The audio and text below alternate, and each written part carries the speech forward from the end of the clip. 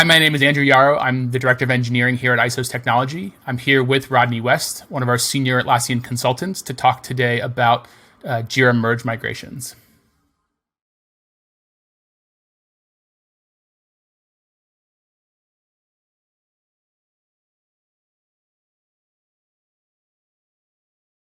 So basically, an Atlassian merge migration is where you take two or more instances and you consolidate them into a single instance.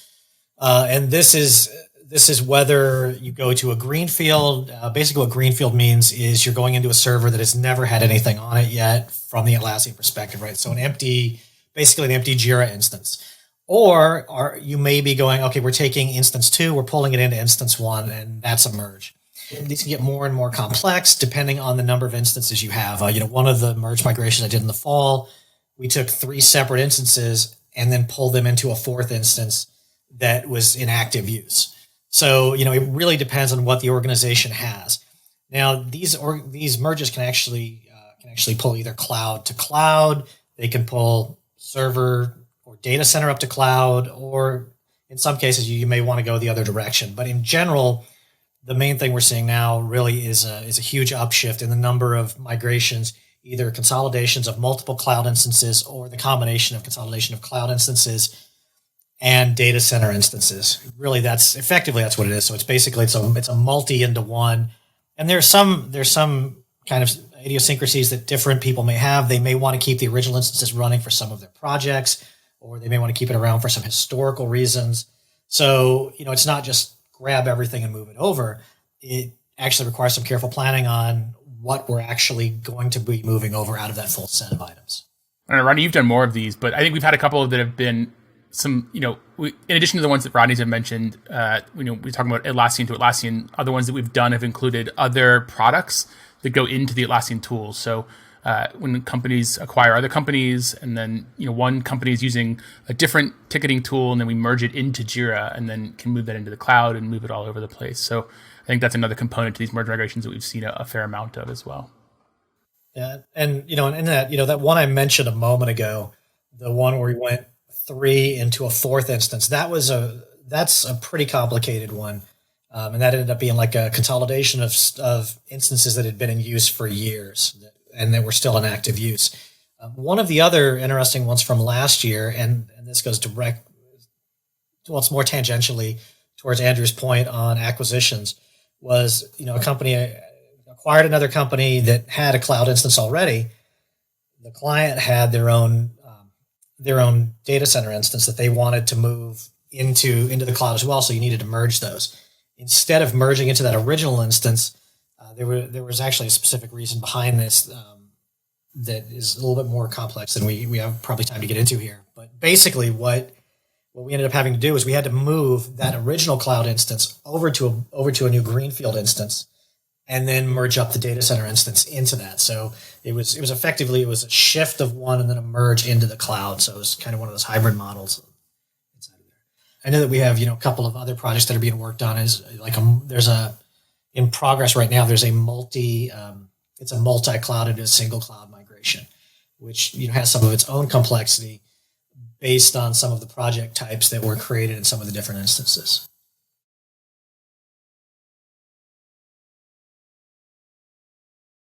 Why would a customer want to merge Atlassian instances? I think there's a couple of different reasons. I think organizational consolidation, as companies acquire other companies, as different business units have multiple Jiras. Jira is a tool that typically starts in small teams and then grows within an organization organically. And we find often companies have multiple instances that multiple teams that weren't necessarily working together before are now working together, and having one consolidated instance allows for those communication and integration to happen in a more effective way.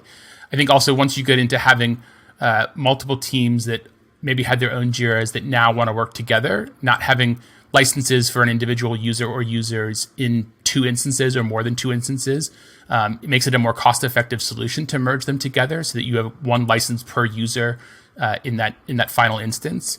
And then as companies merge together or acquire other companies, now these teams are working together in these new organizations, and having them in one place and having one source of truth for metrics and data, as well as integrating between multiple teams. Yeah, and, agreeing with everything Andrew says there, and one of the really big drivers outside of cost effectiveness, right? Because you have the licenses for the instances, you have licenses for all the apps, you can consolidate those. Is consolidation provides just general better governance across the organization. So basically, you can start to actually set your organizational standards around how the tooling is used, which in the days of big data breaches and those kinds of concerns is very important, because a lot of times you'll start to put policies around this, going, okay, what should our permission policies be on these? What should our notifications be? Okay, let's make sure organizationally we're following these.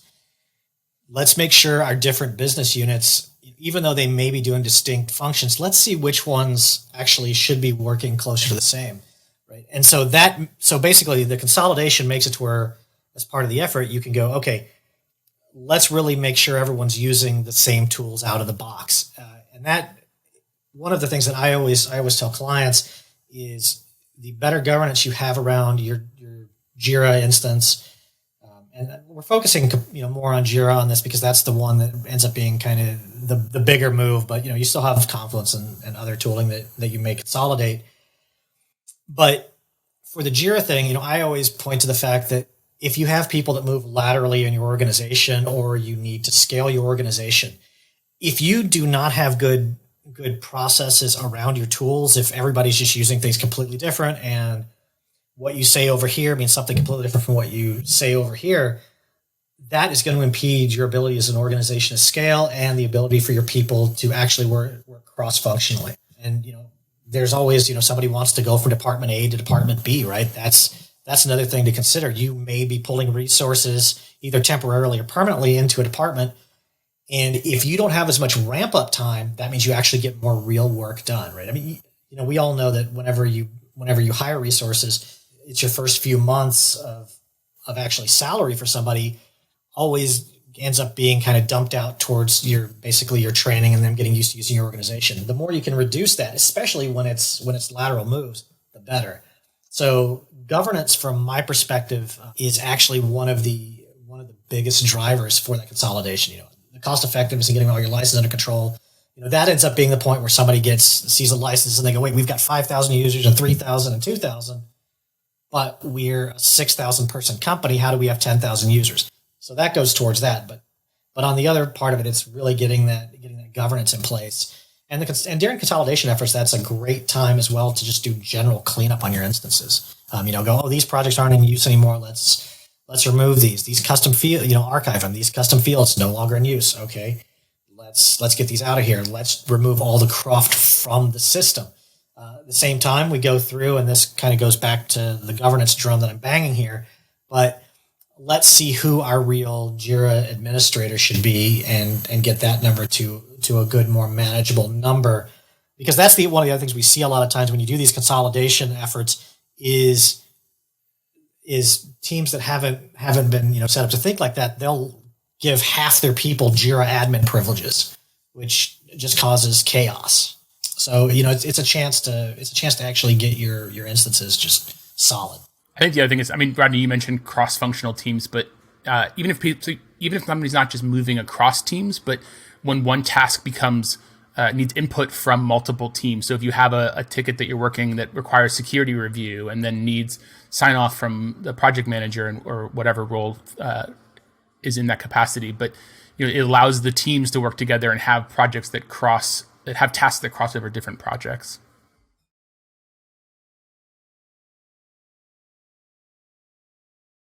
So, Rodney, one question that a lot of customers have is, what does one of these migration efforts look like from a high level, throughout the life of the migration? Yeah. So from a very high level, once we go ahead and start this, right, we have a technical team that we identify, and we have usually a team of basically it's a functional lead who are basically the experts on the configuration side. And so what we do is we actually work with the clients during the initial phase, and even prior to the engagement actually formally beginning, to start working on, hey, here's kind of how we want to move the client data. So we get some information before we start, we analyze that, and then we go into our discoveries with our client, and we go, okay, here's where we're seeing some of the complexities. Let's talk to some of the people on your side as a client and figure out, let's see if we can identify what the obstacle is going to be, what we're trying to accomplish here, right? What is the end goal of this migration? And I know that the easy thing is getting everything consolidated, but like I said earlier, this has to be consolidated before this. So it's coming up with that game plan initially of kind of what the phases of the move are going to be and looking at what the technical complexity is going to be. So we actually, go into the system with the clients and look and just do a full analysis, both from the technical standpoint and from the configuration side. Once we get past that, then we actually start working on moving to a test migrated instance where we work on the consolidation. We work on going through basically what the big red flags and problems are, and basically clearing things up as part of that. So there's effectively a big rehearsal we do there. After that, then it's okay. We're ready for you as a client, even though you've been involved in the planning stages, for you to go through and actually take a look and do testing on this, because everybody uses tools slightly differently.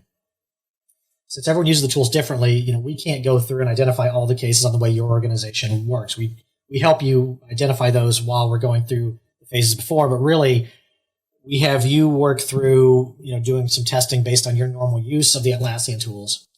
And during that same phase, we're working on correcting things. As soon as you see something come in that's a gap that needs to be fixed, we go ahead and fix that. And then, it's the scheduling, the push. And then after push, we do, post-production support where, we're there to help basically after things go out for those little things that may have come up as a result of the migration. I think that kind of goes from beginning to end on how we really approach migrations at ISOs. It does. But then, Rodney, how do we help customers after the migration has been completed to using their cloud instance? So, part of that with that is that post-production support that we do inside of there, right? So for a short period after the migration, we're there to go, okay, this looks like it's not working anymore. So it's something that may not have been caught during UAT, or it may be something, a lot of times that actually comes down to more informational stuff for the client, right? Because cloud functions slightly differently than the server and data center. And so a lot of times things that get identified in this post-production as, hey, we have a new bug inside of the system. It's not actually a bug. It's more the case where it's just a functionality difference.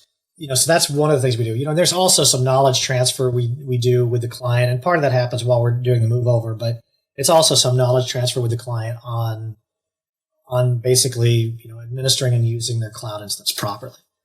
Outside of that, ISOs has managed services that a lot of times, clients may engage for either a shorter term after the first engagement ends, or for longer term for continued support of that cloud instance. Cool. Yeah. And I mean, Rod, you mentioned that managed services, which I think is a great offering that we have that allows customers to really be, from an administrative perspective, pretty hands-off, where the managed services team can pick up and do that full management of the Atlassian applications, as well as provide end-user training to the users that are coming into that new environment. Yeah. So I'm going to, just pop back the question to you, Andrew. It's kind of, this falls more, you being in charge of our engineering services. It's, kind of, if you could enumerate on some of the proprietary tools and stuff that we used as parts of the migration. Sure. Yeah. So I think, one of the things that we really focus on in our merge migrations and migrations in general is making sure that we don't lose any of the customer's data. That can be anything from the basic core functionality of Jira and the data that exists within that, all the way down to, third-party marketplace apps.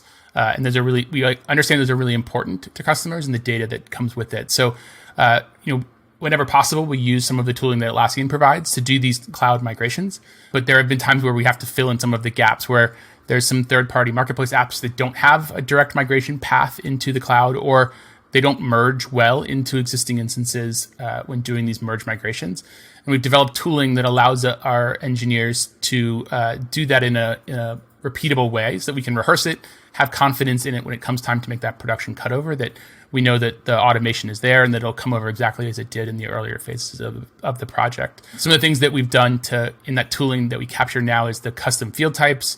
We do some user and group refactoring.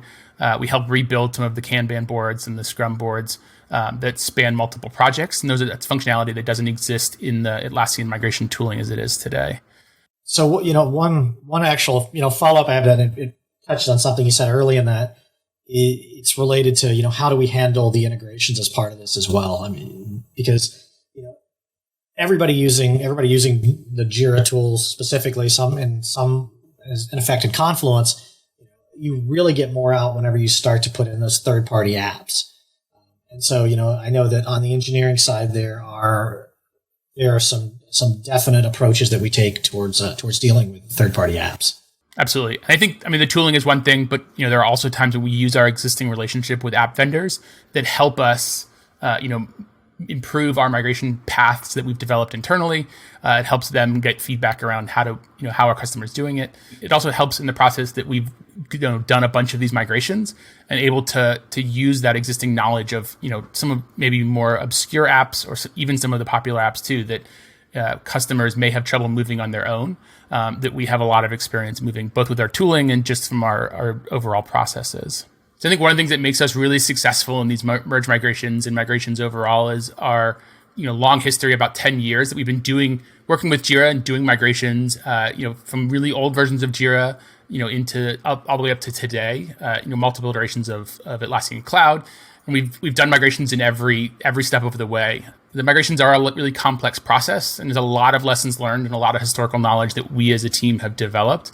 And then we bring that to bear in these migrations to help our customers, and it helps because of the basis by which that we apply our skills, and it lets us, move at a pace that may be faster than what a customer with less experience would have on their own. So an additional point here that may feed back into how ISOS actually got into working in Atlassian, and I'm not going to go through the whole history of that, but Atlassian tooling has been tooling that we've used internally since ISOS started. Right? So 16 years ago, about 16 years ago, when ISOS was started, the Atlassian tools were one of the first set of tools we got, Jira and Confluence. So it's something that we have been using since the beginning of our company, and part of the reason that we got into doing the Atlassian services was clients actually saw the tooling we were using and they're like, wait, this seems to be making the consulting you're doing very effective. Can you help us? We've been looking for something that does something similar to this, and we need some help getting into this. And we're like, we looked around and we're like, oh, okay, actually this is something that is a big ask from a lot of people.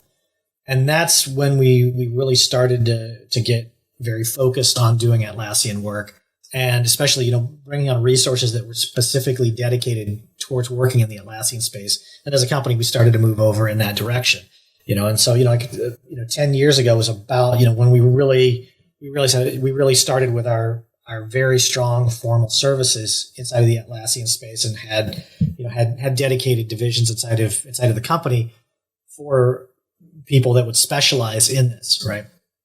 And so, that's when we kind of started with, doing the setups, doing the configurations, doing the moves for people. And even internally, we've actually changed our internal setup multiple times, over the years. We've moved some things up to cloud. We've worked in hybrid models and stuff. So we've actually experimented with some of the migration moves internally just to help our processes. And as Atlassian has brought on more tools, we've worked to incorporate those in. It's not just Jira and Confluence, right? We do for all of our development, whether it's purely internal to support our internal work, or whether it's for things that we do specifically for clients. That stuff all runs through Bitbucket and Bamboo, right? To make sure that we've got a good DevOps pipeline going on anything we're doing inside of there. We got Jira, Confluence. We've got Portfolio. I guess it's advanced roadmaps for Jira now. Internally for raising issues, we use JSM, the Jira Service Management, for basically all of our internal work and requests, right? So the same governance and the same processes that we espouse whenever we deal with clients are the same ones that we actually use internally. So that's an additional thing, right? Is that's something that's kind of baked into the way we work. And when we do client engagements, it shows, right? Because that's how we work, and that's how we're able to help clients work better and use the Atlassian tools better, and to make sure whenever you're ready to do these migrations, or whenever you're ready to do anything you're doing inside of the Atlassian tools, we're not just going, oh, hey, here's something we found on Stack Overflow or a community forum. These are the processes we use internally as well.